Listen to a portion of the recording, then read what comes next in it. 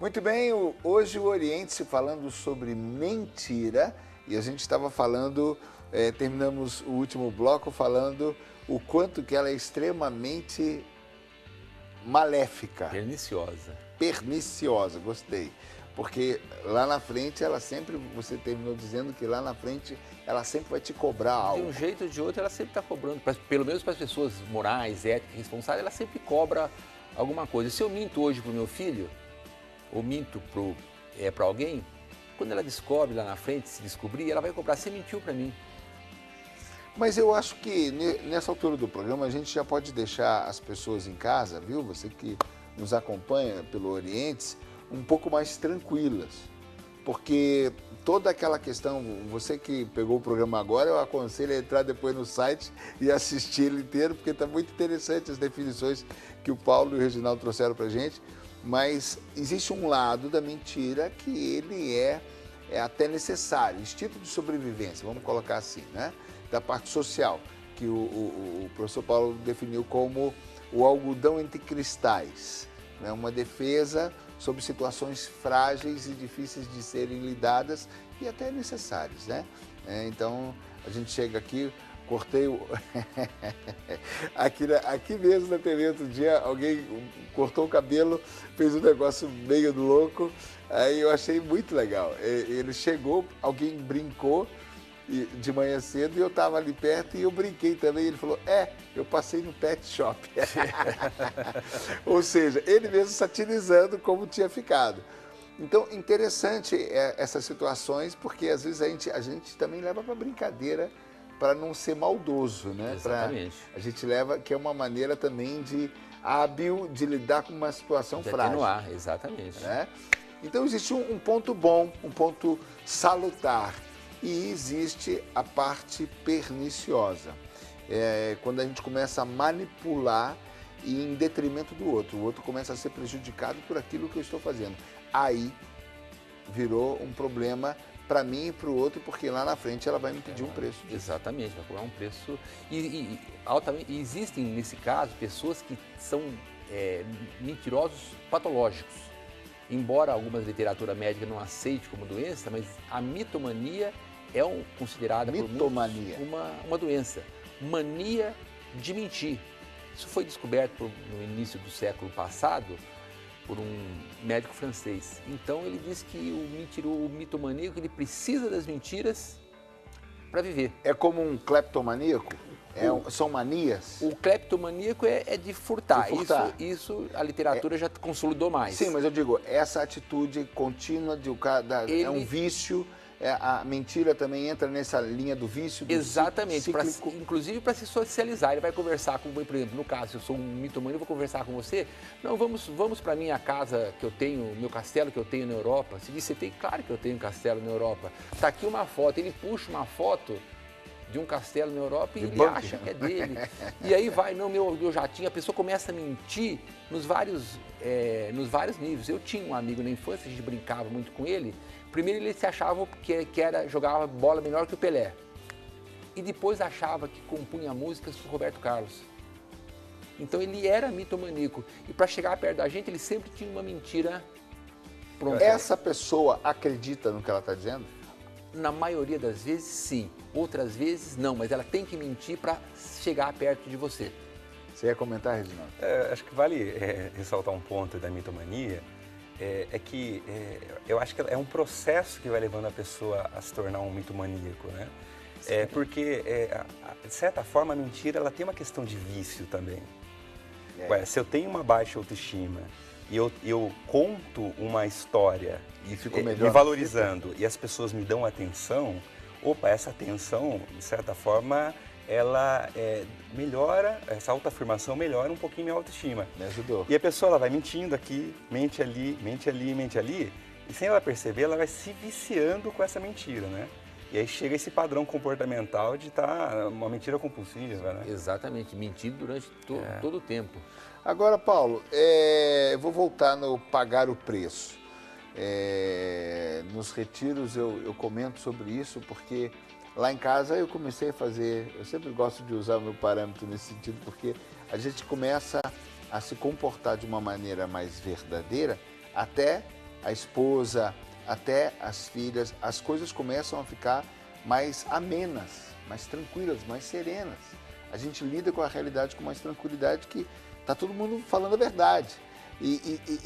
Até as relações se tornam mais serenas, mais tranquilas, mais harmoniosas.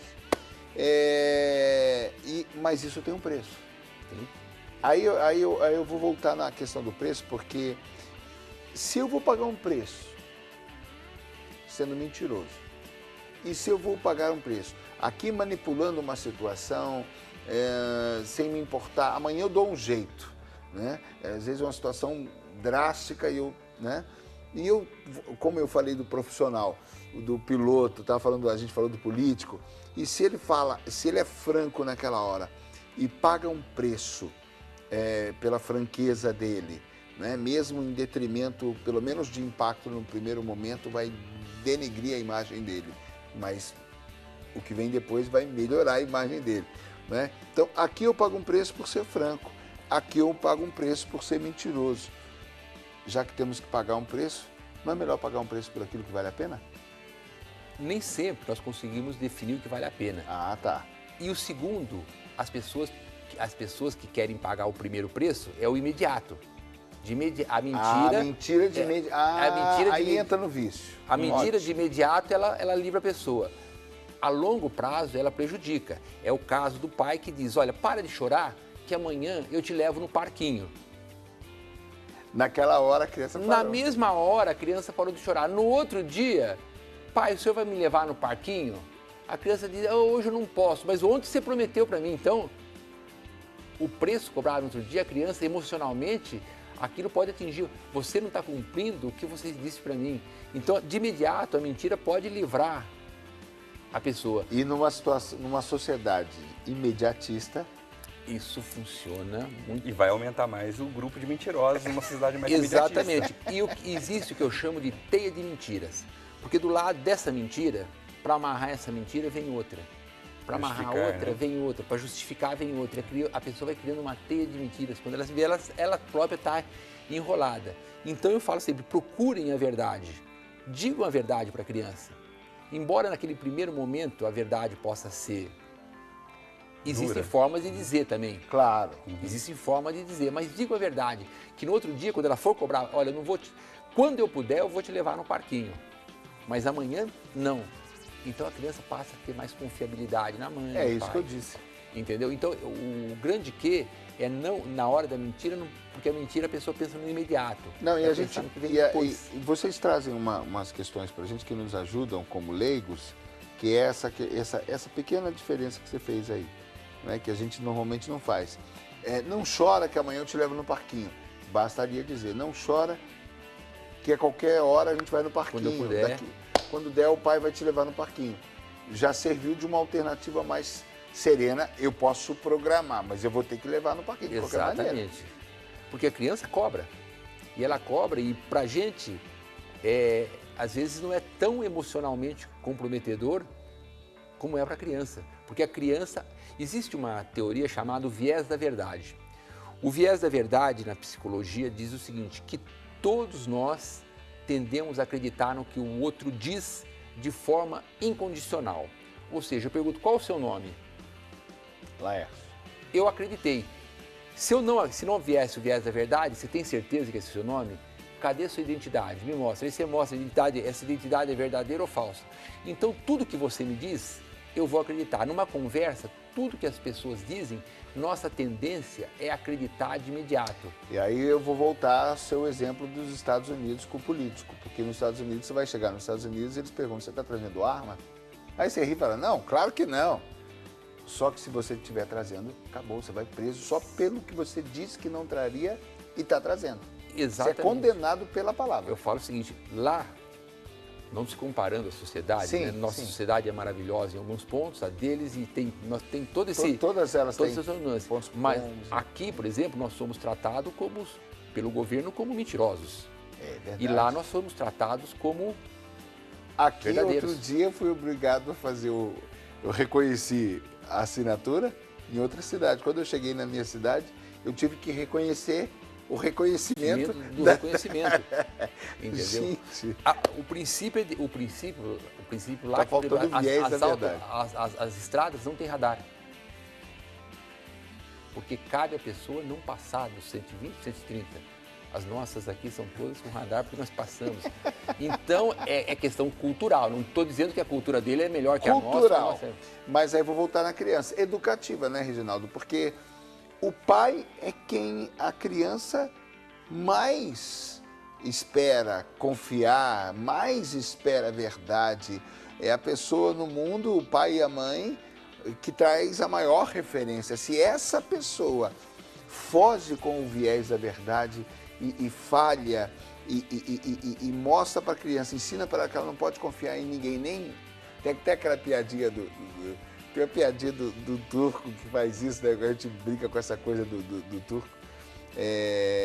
Se a criança é agredida moralmente pelo próprio pai, acabou, ela está fadada, ela aprendeu e ela foi traída e ela, dali para frente, ela será uma mentirosa nesse sentido, né? Os pais, de certa forma, eles são o primeiro conjunto de pessoas que traz valores para a criança, né? Então, o valor da verdade, o valor da ética, né? Dos bons modos, tudo isso aí são os pais que passam esses valores, né? Infelizmente, nossa cultura, muitos pais estão tentando passar isso para cuidadoras, terceirizar para a escola, né? E às vezes o básico está faltando em casa, né? Então é sempre legal conversar sobre para alertar, né? Que os princípios básicos de valores e de ética, os pais que têm que ensinar isso para os filhos, né? E o aprendizado também é muito legal a gente sempre comentar, que fazem experimentos com macacos nos Estados Unidos que são muito interessantes, né? Para mostrar que muito do que eles aprendem, a maioria das vezes é por observação. Então eles tentam fazer isso em paralelo com os seres humanos, que o modelo é uma forma de aprendizado muito, muito forte. Né? Isso, na mentira, um psicólogo americano chamado Robert Feldman, ele disse que o seguinte, a criança aprende pela modelação. Ou seja, ela tem como modelo de mentira o pai, a mãe e os irmãos. Tanto que as pessoas que sofrem de mitomania são pessoas que tiveram lares altamente desestruturados, sofreram agressões, etc. Então, o lar é essencial para que a criança aprenda a ser conduzida diante da verdade, da ética e da moral. E tem processos educativos muito adequados também, relacionados a ensinar por medo. Né? Então, a mãe que fala, se você não comer, você vai ficar magra e o bicho-papão pode te pegar, porque o bicho-papão gosta de meninas magrinhas. Então, assim, esse processo de mentir para educar também, isso causa um malefício tremendo no futuro. Agora, eu estou percebendo na atitude dos pais agora, nessa altura da nossa conversa, aquilo que a gente falou, que a gente colocou até como benéfico, como um instinto de sobrevivência, quando a gente joga uma mentirinha por uma necessidade social, uma necessidade, né? A gente pode usar isso que seria supostamente positivo de uma maneira que ela até se torna negativa. Então, por exemplo, o pai, naquele momento, quer manter o conforto dele, a comodidade dele, ele quer ler o jornal dele, ele quer fazer alguma coisa, então ele mente para a criança, né? No início, quando ele tinha 10 anos de idade, ele mentia para não ser o otário da turma, né? Então ele ficou acomodado, confortável naquela situação. Aí ele pega esse conforto agora e manipula esse conforto. Já virou também uma mentira perniciosa. Mesmo partindo de um princípio que supostamente era aceitável. Exatamente. Partindo do princípio, mas não é. Porque depende da maneira com que eu aplico essa mentira, então. Na verdade, quando a gente mente para a criança, mente dessas maneiras, são mentiras do quê? Até para fluir a vida. E você dizer para uma mentirinha, não, você está bonito, você está feio, isso aí passa. O importante é a gente centrar naquelas mentiras que causam prejuízo. E nem um prejuízo emocional para a criança. Amanhã eu vou te levar no parquinho. E o pai está sabendo que não vai levar, é uma mentira muito perniciosa. Para nós pode ser uma coisa normal, mas para a criança, emocionalmente, pode até comprometer ela futuramente. Não sei se eu estou exagerando. Ela pode até desconfiar das pessoas futuramente, começar a desconfiar de todas as...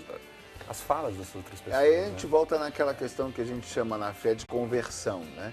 Que é você começa a perceber que o seu ambiente tinha pontos positivos. Seu pai era uma pessoa que era responsável, era trabalhadora e tinha pontos negativos. Seu pai muitas vezes mentiu, sua mãe muitas vezes deu um jeito, tal. E aí você percebe que você se acostuma com isso, mas chega nessa idade adulta ou na hora que você começa a fazer ser mais seletivo, começa a fazer as suas opções, você começa é necessário que você tenha critério para dizer, até aqui eu vou, porque é possível. Daqui para frente eu não quero esse tipo de mentira, porque pode se tornar algo que para você é normal e você, sempre foi assim, sempre será, e você acha que nenhuma mentira vai te afetar. Exatamente. Nós vivemos num ambiente, hoje em dia, nós vivemos num ambiente, como o mundo está globalizado, o ambiente de mentiras é altamente pernicioso. Nós mentimos em currículos, mentimos, hoje em dia, cerca de 30% dos diplomas de segundo e terceiro grau são falsos, apresentados nas empresas. Os currículos, as grandes empresas, 25% das pessoas colocam títulos que não tem dentro dos currículos. Esse ambiente de mentira, nas redes sociais nós aparecemos como nós não somos. Então esse ambiente de mentira, facilitado pela tecnologia, tende a se ampliar muito. E só vai, alguns autores dizem, só vai sobreviver, só vai ter sucesso nesse mundo quem ter ética e verdade. Porque os mentirosos vão ganhar, aparentemente. Ou no primeiro momento. No primeiro momento. Como sempre. Mas as pessoas que trabalham com ética, com seriedade, ao longo da vida, elas vão ser enaltecidas, vão ser elogiadas. Nós temos no Brasil vários modelos de pessoas, por exemplo, que passaram pela vida, hoje são endeusadas. Tem alguns nomes que as pessoas nem lembram. Zerbini. Sim, Zerbini. Nós temos o antigo ministro da Saúde também, que me fugiu o nome agora. Agora nem que me fugiu o nome também, uma pessoa que está viva lá em São Paulo, uma pessoa excelente. São pessoas que passam pela vida. Nós temos vários... Cardiologista? Não, cardiologista... Eu sei quem você está falando. São vários clérigos, várias pessoas. Temos também alguns raríssimos. Quando raríssimos... O Adib Jatene, né? Adib Jatene, exatamente. Nós temos pessoas que nós não contamos nem nos dedos, mas políticos nós contamos, que são exemplos. E é interessante porque, Paulo, as pessoas, às vezes, quando viveram... vamos dizer, até dos que já partiram, já saíram de cena, elas até geravam polêmica, que é o caso do político, se ele fosse ser franco naquela hora, ia gerar uma polêmica, né? E, então as pessoas até geram polêmica, na polêmica às vezes até são rotuladas, né? Passam a ser mal vistas, ferem um pouco a imagem delas naquele aspecto, às vezes em outro tá bonito, mas naquele o pessoal julga que ele é assim, assado, exagerado e tal. Mas depois, com o tempo, aí você vai vendo que no fundo a pessoa tinha, o que ela tinha era uma opinião forte. O que ela tinha era personalidade, não? Aquela pessoa, até naquele ponto polêmico, era porque ela pensava assim. E mantinha o pensamento. Então, a longo prazo, a verdade sempre traz mais lucros. Isso é um fato passivo. Embora também em alguns casos a mentira, mas de imediato a mentira traz lucros sensacionais para as pessoas. Mas ao longo prazo, em termos de vida, em termos de credibilidade, etc., a gente, eu falo assim, apegue-se à verdade. Embora sempre, de vez em quando, é bom uma mentirinha ali, etc. E outra, eu tenho um detalhe importantíssimo, o seguinte, o ser humano é tão complexo, se qualquer pessoa que estiver numa ilha sozinha, ela vai encontrar alguém para mentir. Sabe quem? Quem? Ela. É um processo chamado auto-engano. Nós mentimos para nós mesmos. Bom, isso aí. Deixa eu abrir só um parênteses rápido, a gente só tem 2 minutinhos. Nesse sentido, quando você faz um esforço maior para se manter positivo no momento difícil, para se manter otimista, para tentar... É auto-engano? Chega a ser auto-engano. E nesse auto-engano é bom, porque é o seguinte, eu posso conseguir tudo que eu quero. É uma forma de auto-engano, mas é uma forma também da pessoa que ela está sozinha numa ilha, não tem esperança nenhuma, é uma forma o quê? Dizer, eu vou sobreviver Custe o que custar. Custe o que custar, é uma Eu forma consigo. de incentivo.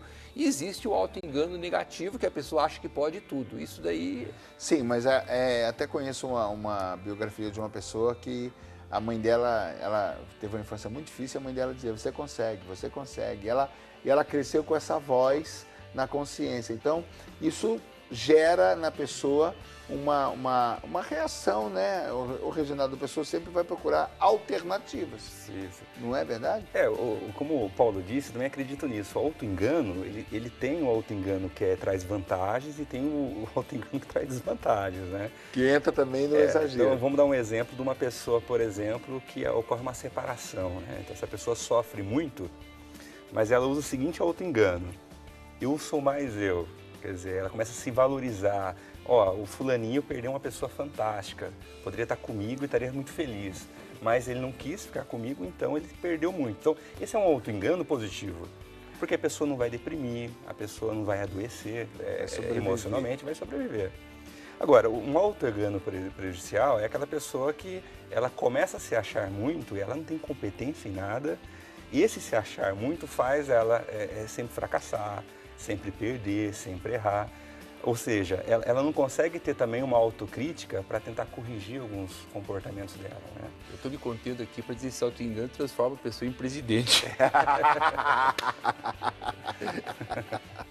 Tá certo. Bom, até nisso, então, tem um ponto positivo e um ponto negativo. Porque várias vezes eu pensei nisso e foi bom a gente chegar nesse ponto. Então tem muito mais riqueza aí nessa história da mentira, né? Muitos parâmetros aí do que a gente poderia abordar, né? Vários dias, várias horas. Né? Vários dias, várias horas, porque a mentira, ela tem uma perna um pouco longa. Bastante. Ok, esse é o Orientes, a gente vai para o intervalo, nós voltamos já já.